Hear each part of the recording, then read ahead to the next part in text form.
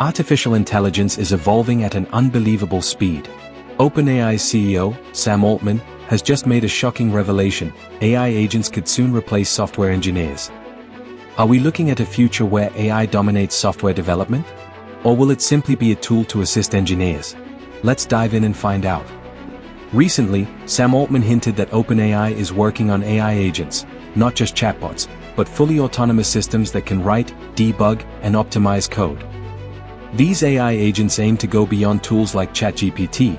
They could potentially develop entire software projects without human intervention. If OpenAI succeeds, AI could automate the boring, repetitive tasks in coding, making engineers more efficient but also reducing the need for junior developers. Companies may soon rely more on AI for software development. Will human coders become irrelevant, or will they adapt and work alongside AI? This raises a big question. Will AI replace software engineers, or will it simply enhance their productivity?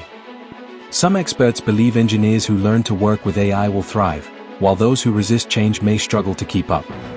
In the future, AI agents could develop full applications, improve cybersecurity, and even create new AI models, with little to no human involvement.